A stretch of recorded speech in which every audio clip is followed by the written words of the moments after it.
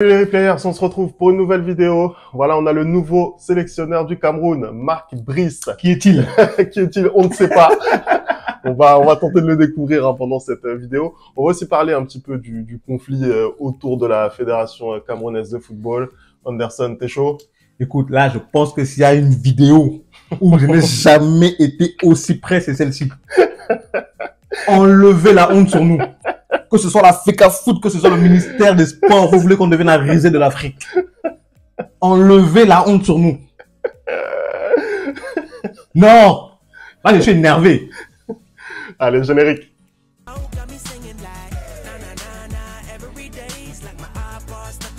On commence tout de suite cette vidéo. Marc Brice, donc, qui succède à Rigo Bersong en qualité de sélectionneur du Cameroun.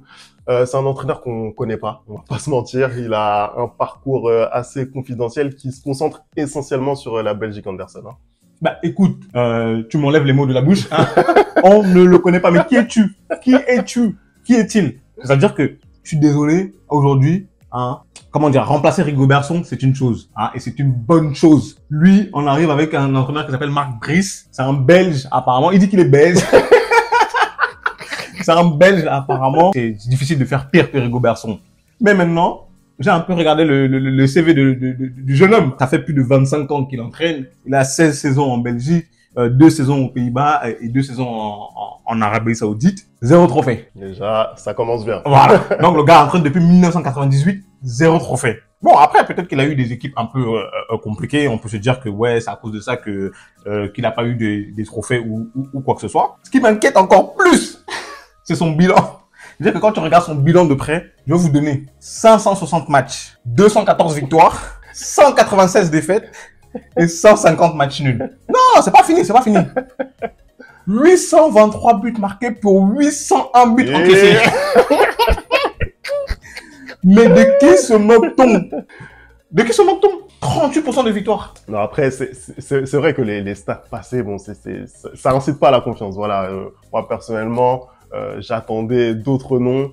Quand on nous a annoncé que la FECAFOOT cherchait un entraîneur étranger, moi, je m'attendrais franchement avec un entraîneur d'un autre pédigré, en sachant les déceptions qu'on a connues, en fait. Voilà, c'est-à-dire que les Camerounais, ils sortent en 8e de finale de la CAN de piteuse façon.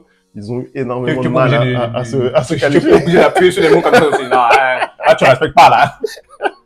Ils ont eu du mal à se qualifier et ils sortent face au Nigeria vraiment sans gloire. Donc, on attendait une réaction forte, on attendait un nom ronflant. Voilà, dans ces conditions-là, tu as besoin d'avoir quelqu'un qui te redonne un petit peu d'espoir. Et c'est vrai que là, bah, forcément, t'as un entraîneur que tu connais pas. Donc déjà, il arrive en terrain qui n'est pas conquis, malheureusement. Non, tu peux le dire. Non, je vois que tu existes sur les mots de... C'est un coach de seconde zone. Oui, tu peux dire. Tu t'attends un peu. Non. Coach de seconde zone. Non, parce que je suis désolé. Hein. En plus, tu l'as dit, là. Tu as fait une phrase qui m'a fait trop rire parce que tu as dit, on attendait à ce que la FECAFOOT... C'est même pas la FECAFOOT qui a choisi. Ouais, justement, je voulais te lancer là-dessus. C'est pas la FECAFOOT qui a choisi. Parce que habituellement, c'est la Fédération camerounaise de football qui suggère un nom au ministère des Sports. Et là, effectivement, c'est le ministre des Sports qui s'est lui-même chargé de choisir ça. Tu vas nous dire ce que tu en pensais. Parce que, en sachant que Samuel Eto'o, lui, il avait une liste de noms qui, pour le coup, était un petit peu plus intéressante. Mais on est d'accord. On est d'accord. Quand tu regardes la liste qu'avait proposé Samuel Eto'o, tu retrouves Fabio Cannavaro, hein, tu retrouves Joseph Peseiro, qui était sélectionneur du Nigeria, qui a décidé de partir ou qui s'est fait virer après la finale, et tu retrouves surtout Hervé Renard. Hein. Il a fait ces propositions-là, il a envoyé au ministère et au chef de l'État, parce qu'apparemment le chef de l'État aussi est concerné par le football camerounais, comme s'il n'y avait pas d'autres problèmes dans notre pays, à part le football. Et apparemment le ministère des Sports aurait décidé que les salaires que demandaient les 3 entraîneurs étaient trop élevés. Quand on pense qu'on est face à un ministère qui n'arrête pas de bouffer l'argent depuis plus de 10 ans, hein, et qui vient maintenant dire que le salaire de telle ou telle personne est élevé, qu'on arrête de se foutre de notre gueule. je suis d'accord que les salaires qu'on a eu dans les propositions, on va les afficher, je pense, étaient un peu élevés. C'est-à-dire que c'est un salaire qui aurait pu être négocié. Je suis désolé, aujourd'hui, je ne vois pas en quoi le ministère des Sports est qualifié pour nommer le sélectionneur de l'équipe nationale du Cameroun. Non, c'est vrai que c'est assez inquiétant. Moi j'ai envie un petit peu de te lancer justement sur ce conflit vraiment ouvert entre, d'un côté, la fédération, représentée par Samuel Eto'o, et le ministre des Sports. Comment tu juges un petit peu la chose? Là, on a vraiment l'impression que Samuel Eto'o a été déjugé, c'est ni plus ni moins que ça. On a l'impression que finalement, sa marge de manœuvre, elle est vraiment limitée dans ce football camerounais. Comment toi, tu sens l'avenir là? Là, pour moi, tu viens de le dire en fait. J'ai l'impression même qu'il a été désavoué. Parce que le choix de Rigobert Song, on ne sait toujours pas si c'est une décision du président ou si c'est une décision de la FECAFOOT. Et quand bien même ça aurait été une décision de la FECAFOOT, il s'est trompé. Ça s'est mal passé. Mais pour moi, je suis désolé, encore une fois, ils sont plus à même de choisir le sélectionneur de l'équipe nationale du Cameroun que le ministre des Sports. Tu es ministre des Sports, en quoi ça te regarde de choisir le sélectionneur de foot en fait? Là, c'est clairement un cas d'ingérence. Ok, ça s'est mal passé pendant la CAN, mais j'ai l'impression en fait que ce qu'on est en train de faire payer à Samuel Eto'o, c'est le fait qu'il soit arrivé président de la FECAFOOT et qu'il a décidé de faire changer les choses. Il a décidé de faire bouger les choses et donc il a pas mal changé des habitudes qu'il y avait avant.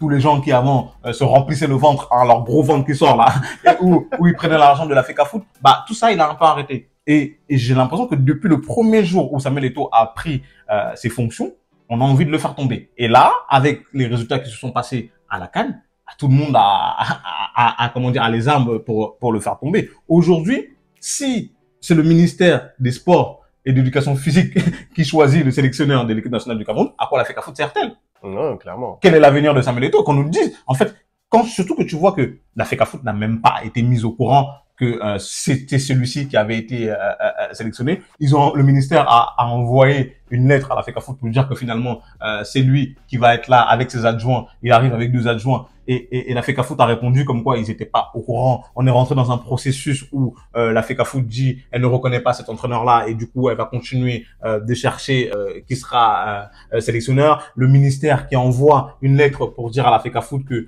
elle agit sur la protection du chef de l'État, ça ne fait que des va-et-vient. Et le ministre qui, comment dire, je pense qu'il veut montrer à Samuel Eto'o que c'est son patron. Et finalement, c'est lui qui choisit le sélectionneur de l'équipe nationale du Cameroun. Mais je suis désolé, quand tu vois ce sélectionneur-là et quand tu regardes la liste des sélectionneurs qui ont été proposés, il n'y a pas photo. On arrive face à un mec, il n'a jamais entraîné en Afrique. Il n'a jamais eu un poste à vraiment haute responsabilité. C'est pas possible.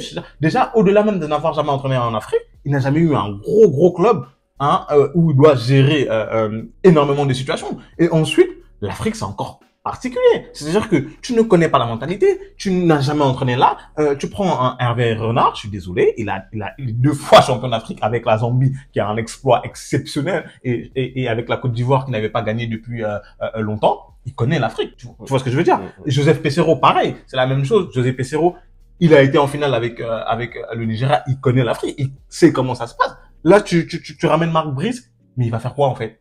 Non, mais je suis désolé, il va faire quoi? Surtout que tu ramènes dans une équipe qui est malade. Le Cameroun aujourd'hui est malade. Parce que si le ministre juge que les salaires qu'on a proposés, que Samuel Eto'o a demandé pour les 3 propositions étaient trop élevés et que du coup il allait choisir Marc Brice parce que son salaire correspondait et quand il nous dit que finalement les qualifications étaient les mêmes, je suis pas d'accord. Faut arrêter les conneries. Je suis d'accord aujourd'hui. Qu'on se le dise, les Camerounais, on ne fait plus partie des meilleures équipes en Afrique. C'est vrai, non, tu peux pas attirer. C'est peut-être plus difficile d'attirer quand j'entendais des noms comme José Mourinho et tout, je rigolais parce que c'est pas possible. C'est peut-être plus difficile d'attirer ce genre de nom-là parce que, on est la 9e, je crois, nation en Afrique maintenant. Qui veut venir nous entraîner? Surtout quand on connaît tous les problèmes qu'il y a chez nous, en fait. Il y a des scandales sur scandales. Nathan Douala, quand on regarde comment ça s'est passé pendant la CAN.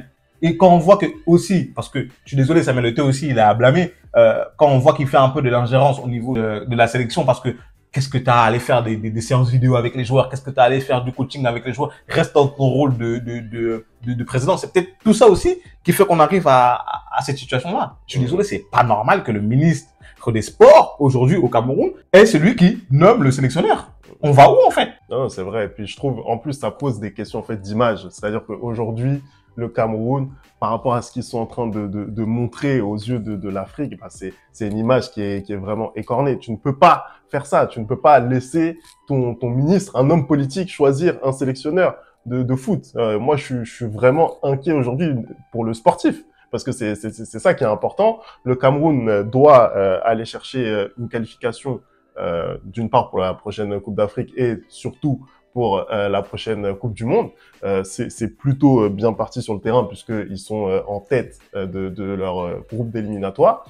Mais dans ce groupe-là, t'as énormément de bonnes équipes, notamment le Cap-Vert et l'Angola qui ont signé des très bonnes prestations en Coupe d'Afrique des Nations.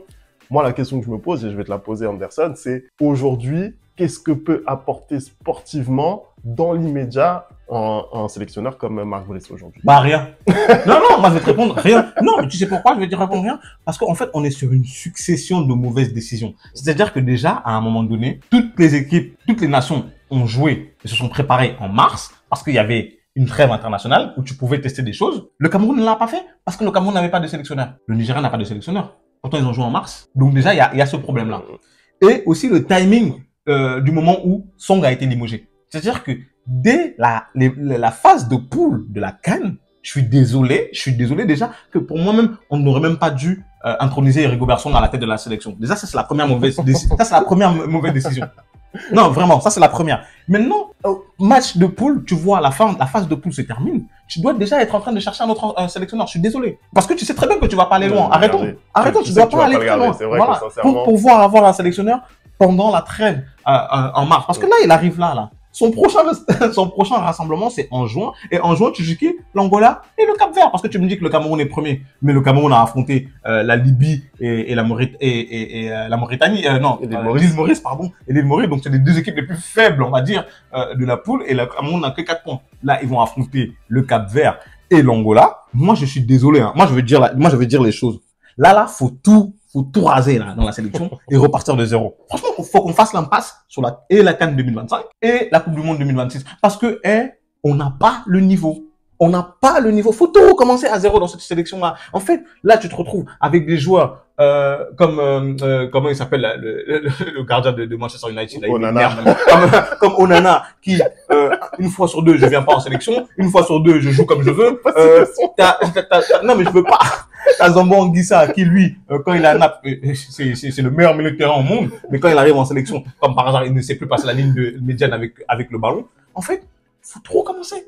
Faut tout recommencer et je ne pense pas que Marc Brice soit la bonne décision. Maintenant, il est là. Maintenant qu'il est là, je pense qu'il faut lui donner du temps. Il est là. En fait, la décision est faite. Contentons-nous. De toute façon, on n'a pas le choix. On décide de rien. Ces gens-là, ils décident entre eux. Maintenant qu'il est là, faut qu'on lui donne plus de temps. Faut pas se dire que son échéance, c'est de se qualifier pour la Coupe d'Afrique 2025 ou la Coupe du Monde 2026. Arrêtons. Arrêtons de nous voir plus beau qu'on ne l'est. On n'est plus le Cameroun qui était le Cameroun. On n'est plus. C'est fini. Notre dernière CAN date de 2017 et encore même personne, je dis bien personne n'avait misé sur le Cameroun. On a gagné, je sais pas par quelle chance, mais c'est fini. Donc redescendons sur terre, recommençons à gérer le football camerounais, enlever la honte sur nous comme j'ai dit. Non, parce que il y en a marre en fait. Parce que tout le monde maintenant parle du Cameroun comme si on était une petite nation de foot. Non. Je tiens à préciser que vous montez, que vous descendez, sautez vous caler en l'air si vous voulez. On est la meilleure nation de foot en Afrique. La meilleure nation de football en Afrique. Et là, depuis 5 ans, on le voit pas. J'ai cru à un grand élan de modestie de la part d'Anderson, mais malheureusement, c'est très vite parti. En tout cas, on a compris le message d'Anderson. Merci à vous d'avoir regardé la vidéo. On n'oublie pas les bonnes habitudes, @le replay foot. Vous me dites ce que vous pensez un petit peu de cette situation-là au sein du football camerounais. Et puis nous, on se retrouve très vite pour de nouvelles vidéos. Ciao!